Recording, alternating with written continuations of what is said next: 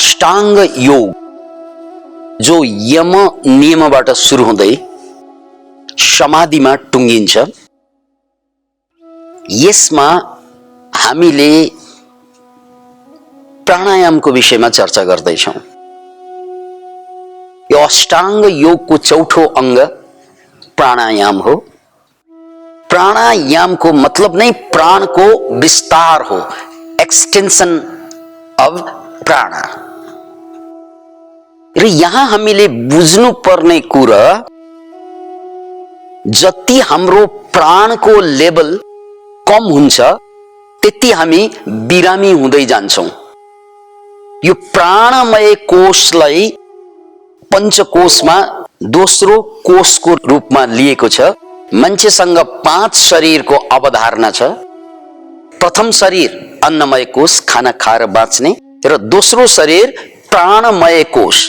यो खाना खाएर बाँच्ने जुन भौतिक शरीर हो, त्यो शरीर त्यतिसम्म मात्रै बाँच्छ, त्यतिसम्म मात्रै बाँच्छ जतिसम्म प्राणले उसलाई साथ दिन्छ। जुन बेला, जुन दिन, जुन समय प्राणले साथ छोड्छ, त्यो बेला भौतिक शरीर धराशायी हुन्छ। धरा भनेको जमिन, शायी भनेको सुत्छ, डङरङ्गै लड्छ, त्यसलाई हामी मृत्यु भन्छौं। त्यसकारण यो हेर्दा हाम्रो जुन च्वाक शरीर, क्वाक शरीर, यो शरीरको महत्व मात्र प्राणमा अड्केको छ। र प्राण फ्रिक्वेन्सीमा नापिन्छ। याद राख्नुहोस्, यो फ्रिक्वेन्सीमा प्राणको हायर फ्रिक्वेन्सीमा healthy, happy, creative, spiritual, successful, यो विभिन्न नामहरू जुन हामी दिने गर्छौं, सुन्ने गर्दछौं, त्यो प्राणको स्पन्दन बढी हुँदै गयो भने, प्राणको स्पन्दन बढी हुँदै गयो भने अनि हामी खुसी हुन्छौं, स्वस्थ हुन्छौं, अनि हामी सफल हुन्छौं, अनि हामी आध्यात्मिक हुन्छौं। यदि प्राणको लेभल, यो प्राणको स्पन्दन कम हुँदै गयो भने यसलाई लोअर फ्रिक्वेन्सी भनिन्छ। लोअर फ्रिक्वेन्सीको भाइब्रेसनमा बिस्तारै हाम्रो शरीर थकित हुँदै जान्छ, अनि बिस्तार बिस्तारै हामी बिरामी पर्दै जान्छौं, बिस्तार बिस्तारै सबै जाँगर मर्दै जान्छ, अनि मान्छे बिस्तार बिस्तारै मृत्युको नजदिक पुग्दै जान्छ। यदि प्राण शक्ति कम भयो भने, प्राण शक्ति जति जति कम हुँदै जान्छ त्यति त्यति हामी असफल, रोगी, पीडित, समस्याग्रस्त हुँदै जान्छौं। त्यसकारण हामी मध्ये कोही मान्छे चाहे मलाई जीवनमा साह्रै दुःख छ, पीडा छ, दर्द छ, सबैले हेप्छ,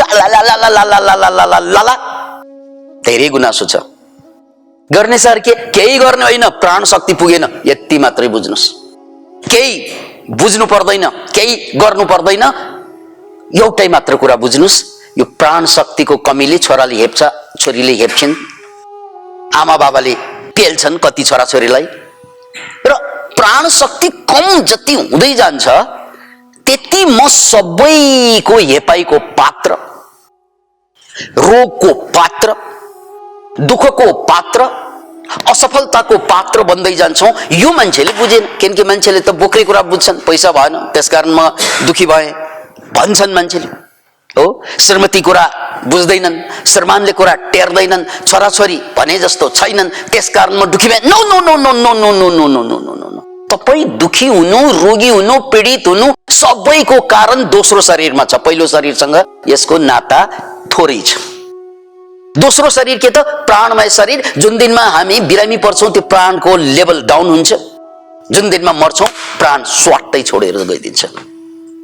प्राणैले छोडेर गएपछि त मान्छेले हामीलाई झ्यापझुप समातेर बानेर लगेर जलाइदिन्छ। प्राण जुन दिनमा जिरोमा आउँछ, झ्यापझुप समातेर हामीलाई जलाइदिन्छ, हामीले केही पनि गर्न सक्दैनौं। त्यसकारण यो शरीरको महत्व प्राणमा अड्किएको छ। केमा अड्किएको छ? प्राणमा अड्किएको छ। र यो प्राणको हायर फ्रिक्वेन्सी सबै समस्याको समाधान हो, लोअर फ्रिक्वेन्सी सबै समस्याको सुरुवात हो। Point to be noted. प्राण कम हुँदै जानु, प्राण शक्ति कम हुँदै जानु सबै समस्याको सुरुवात हो, चाहे त्यो सामाजिक, चाहे त्यो मानसिक, शारीरिक, इवन आध्यात्मिक। जति प्राण शक्ति कम हुँदै गयो त्यति हामी मृत्युतिर बढ्दै जान्छौं। र जति प्राण शक्ति चम्किँदै जान्छ, तेजस्वी हुँदै जान्छ, त्यति हामी जिन्दगीको नजदीक पुग्छौं। के को नजदीक? जिन्दगीको नजदीक। त्यसकारण जब हामी प्राणको बाहुल्यतामा बाँचिरहेका हुन्छौं, त्यो प्राणमय कोष मजाले स्पन्दित भइरहेको हुन्छ, त्यो बेला जिन्दगी बहुत सरल बन्छ। जिन्दगी पीडा होइन, लीला बन्छ। याद राख्नुस्, प्राणमय कोष या प्राण शक्ति बढ्दै गयो भने जिन्दगी पीडा होइन, लीला बन्छ। भगवान कृष्णले यसलाई लीला भन्नुको मतलब it is a great game, life is a great game, play with it. जिन्दगीमा पनि राम्रो हुँदा मात्रै मजा लिने होइन, खत्तम हुँदा पनि मजा लिन सकिन्छ यदि तपाईको प्राण शक्तिको लेभल हाई छ भने। यसलाई बुझ्नुस्, यदि प्राण शक्ति बढी स्पन्दित भइरहेको छ भने दुःखमा, पीडामा, दर्दमा, संकटमा, समस्यामा सबैमा पनि आनन्द आउँछ। यदि प्राण शक्ति कम गयो भने सबै कुराले दुःख दिन्छ। जसरी बिरामी भएर थलिएको मान्छेलाई बहुत गजबको फिल्म आएको छ, हेर्नुस् भन्दा पनि उसले हेर्न सक्दैन। बहुत घुम्ने मौका आएको छ, फ्रीमा बिजनेस क्लासमा यात्रा गरौं भनेर त्यो बिरामी मान्छेलाई भन्यो भने ऊ खुसी हुन्छ? बहुत दुःख हुन्छ उसलाई। Can you imagine it? Actually सोच्नुस्, यदि हामी बिरामी पर्यो भने हाम्रो मुखमा सबभन्दा मिठो खाना पनि तितो भइदिन्छ। 5 स्टार होटलबाट मगाउनु भएको खाना उही हो, तर तपाई स्वस्थ हुँदा त्यो बहुत मिठो हुन्छ, अझ भोक लाग्दा झनै मिठो हुन्छ। तर जब तपाई हामी कमजोर हुन्छौं, रोगी हुन्छौं, त्यही खाना स्वाद हो। त्यसकारण जिन्दगीमा स्वाद कहाँनिर छ? स्वाद कहाँनिर छ? प्राण शक्तिले बताउँछ। यदि प्राण शक्ति कम हुँदै गयो भने सबै कुराले स्वाद हराउँदै जान्छ। मलाई लोग्ने ठीक लाग्दैन, तपाईको प्राण शक्ति कम छ है। मलाई स्वास्नी ठीक लाग्दैन, मलाई घरबार ठीक लाग्दैन, परिवार ठीक लाग्दैन, दाइ ठीक लाग्दैन, भाइ ठीक लाग्दैन। अरे यार, उनीहरू सबै ठीक छन्, तपाई मात्रै गलत हो। किनकि तपाईको प्राण शक्ति कम भएकोले उनीहरूबाट फाइदा लिन सकेन। यो कुरा बुझ्नुस्, मरेको मान्छेबाट पनि डाक्टरले सिक्न सक्छ, तर मुर्दाले जिउँदो डाक्टरबाट पनि केही सिक्दैन। हो होइन? मुर्दाले जिउँदो डाक्टरबाट पनि केही सिक्न सक्दैन। त मरि नै सकेपछि डाक्टरबाट के सिक्ने, के लाभ लिने? जीवित मान्छेले मुर्दाबाट पनि सिक्छ, मरेको मान्छेले जिउँदोबाट पनि चुक्छ। त्यसकारण केही ठीक लागेन भने तपाई मरिसक्नु भयो भनेर बुझ्नुस्। किन तपाई केही ठीक लाग्दैन त मलाई? किनकि तपाई ठीक भएन क्या। तपाई ठीक भएन मतलब तपाईको प्राण शक्ति, यो प्राण जति कम हुँदै जान्छ नि, त्यही छोरा हामीलाई चाहिँ दिक्क लाग्छ, त्यही श्रीमती हेरेर बोर लाग्छ, त्यही छोराछोरी बोझ लाग्छ, सबै कुरा बोझ लाग्छ। कुन बेला? जुन बेला प्राण शक्ति डाउन भइरहेको हुन्छ। अनि प्राण शक्ति हाई हुँदाखेरि सबै कुरा ठिक लाग्छ तपाईलाई। त्यसकारण यो जिन्दगी खेल प्राण शक्तिको। शरीर त्यसको छाया मात्रै हो, प्राणको छाया हो शरीर। जति जति प्राण कम हुँदै जान्छ शरीरको पावर पनि कम हुँदै जान्छ। जति प्राण बढ्दै जान्छ त्यति शरीरको पावर पनि, मनको तनको पावर बढ्दै जान्छ। त्यसकारण प्राणायामको मतलब एक्सटेन्सन अफ द प्राण, प्राणको आयाम थप्दै जानु। आयाम, प्राण आयाम, आयाम प्राणका आयामहरू जति जति हामीले थप्दै जान्छौं त्यति त्यति जिन्दगी पीडा होइन, लीला बन्छ। अब सुखमा त त्यतिकै सुख हुन्छ, दुःखमा पनि त्यो दुःखको सिनमा पनि तपाई खुसी हुन सक्नुहुन्छ भने देन यु आर ट्रान्सफर्मड। अब तपाईको लागि पनि जीवन पीडा होइन, लीला बन्न थाल्छ। अतः यति कुरा सुनिसकेपछि हतारो त भयो नै होला। सर, यो प्राण शक्ति कसरी बढाउने त? त्यसमा प्राण शक्तिलाई कसरी बढाउने? त्यही कुरालाई पतञ्जलिले चौथो अङ्गमा प्राणायाम, प्राणायामबाट प्राण शक्तिलाई बढाउन सकिन्छ। श्वास बिस्तारै चल्दा उसले अक्सिजन लिने, बिस्तारै चल्यो भने कम अक्सिजन छिर्छ, तर कम अक्सिजन छिरे पनि बढी प्रयोगमा ल्याउँछ। डराउँदाखेरि अक्सिजन सुई सुई सुई सुई छिरेको हुन्छ, सुई सुई सुई बाहिर निस्केको पनि हुन्छ। त्यसकारण यो नाकबाट छिर्ने जुन अक्सिजन त्यसको रेट र त्यसको युटिलिटीको बारेमा वैज्ञानिकहरूले के पत्ता लगाउन भ्याएका छन् भने हामीले 1 मिनेटमा 20 देखि 40 पटक श्वास प्रश्वास, आएको श्वास र गएको श्वास फेर्छौं र जब मान्छे डराउँछ यो 20 देखि 40 को ठाउँमा 80 पुग्छ। श्वास छिटो छिटो चल्नु भनेको प्राण शक्तिको कमी हुनु हो भने श्वास बिस्तारै चल्नु भनेको प्राण शक्तिको बढी भन्दा बढी युटिलिटी हुनुहुन्छ। यसलाई यसरी बुझ्नु। अतः यो रिसर्च बेस कुरा के हो त भने कसैलाई यदि तनाव भएको छ, कसैलाई यदि बहुत गाह्रो भएको छ, मानसिक रूपमा बहुत डाउन भएको छ, मुड अफ भएको छ भने श्वासलाई तपाईले 20 देखि 40 पटक तान्नुहुन्छ सामान्यतया। यसलाई घटाएर 10 देखि 20 मा ल्याउनुस्। उदाहरणको लागि पर्पसली श्वास तान्नुस्। 1 2 3 4 5 मैले श्वास ताने 6 7 8 9 10। अब 20 सेकेन्ड लगाएर श्वास छोड्नुस्। 1 2 3 4 5 6 7 8 9 10 11 12 13 14 15 16 17 18 19 20। ओके, यसरी गहिरो बिस्तारै श्वास ताने, बिस्तार जति सकिन्छ बिस्तारै बिस्तारै बिस्तारै बिस्तारै बिस्तारै श्वास ताने, अनि जति सकिन्छ बिस्तार बिस्तार बिस्तार बिस्तार बिस्तार बिस्तार बिस्तार बिस्तार बिस्तारै श्वास फाल्दै गए। यसरी श्वास बिस्तारै तान्ने र बिस्तारै फाल्ने क्रमले नर्मल हाम्रो रेट जुन छ त्यो रेटको आधा हुन जान्छ। नर्मल रेट भनेको 20 देखि 40 पटक श्वास तान्ने र छोड्ने गर्छन् मान्छेले, अनि विस्तार गर्दा स्लो डाउन गर्दा त्यसको आधा हुन्छ। यो श्वास आधा हुना साथ नै स्ट्रेस, तनाव, टेन्सन जे नाम दिनुस्, ती सबै कुरा जसले तपाईलाई दुःख दिइरहेको छ, मुड अफ गरिरहेको छ, शरीरमा बल छैन, जागर चलिरहेको छैन, त्यो सबै कुरालाई चेन्ज गर्छ। किनकि श्वास कम हुना साथ नै हाम्रो सिस्टम, मस्तिष्कको दुईवटा सिस्टम छ। वैज्ञानिक रूपमा यसलाई बुझ्नुस्। दुईवटा सिस्टम जसलाई सिम्प्याथेटिक नर्भस सिस्टम र प्यारासिम्प्याथेटिक नर्भस सिस्टम भनिन्छ।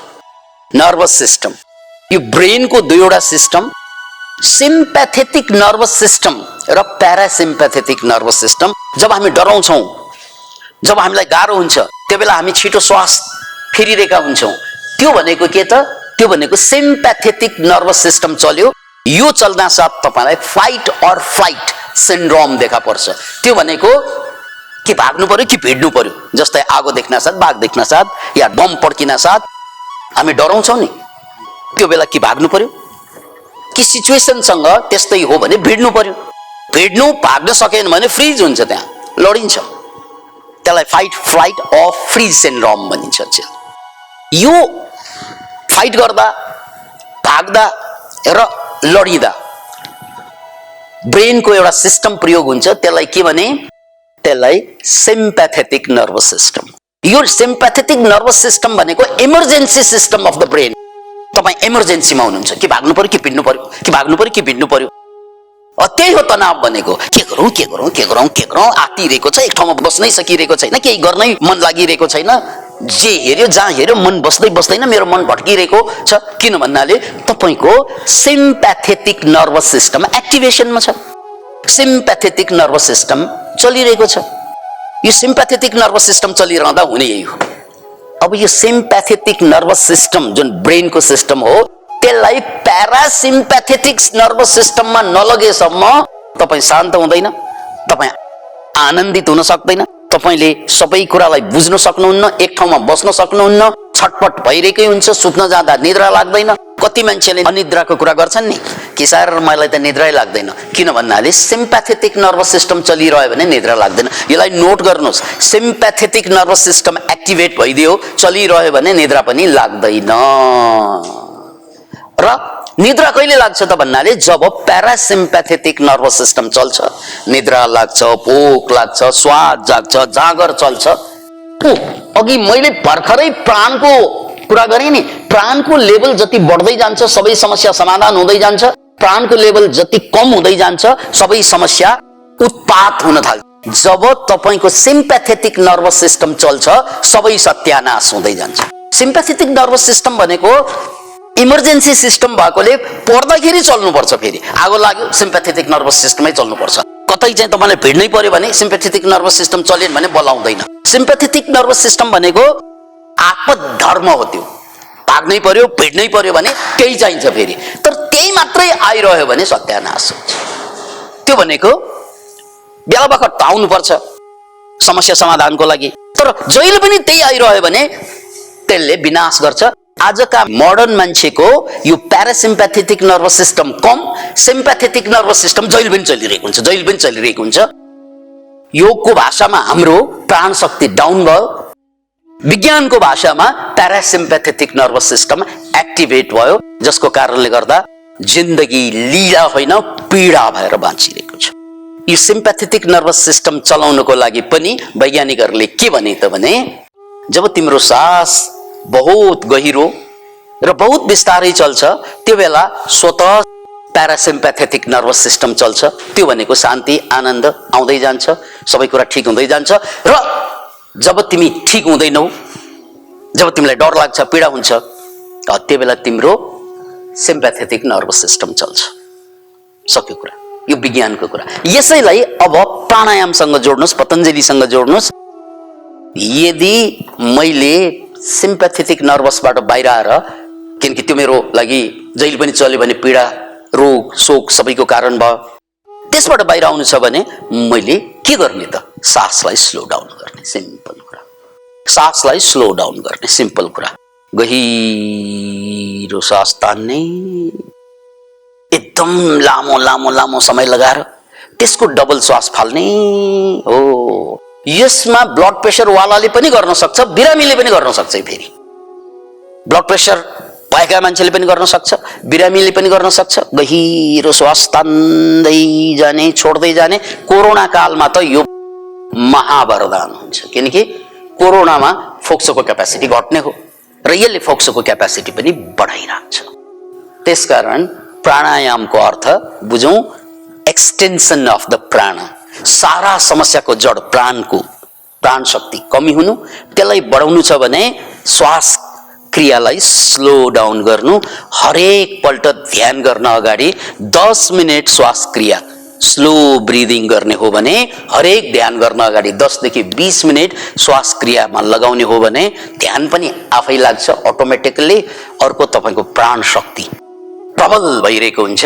मलाई ध्यान लाग्दैन सर, मलाई ध्यान लाग्दैन सर भन्ने मान्छे थुप्रै छन्। उनीहरूको लागि औषधि यही हो, स्लो डाउन योर ब्रेथ। अनि जीवनको खेल हेर्नुहोस्, वाउ। जय होस्।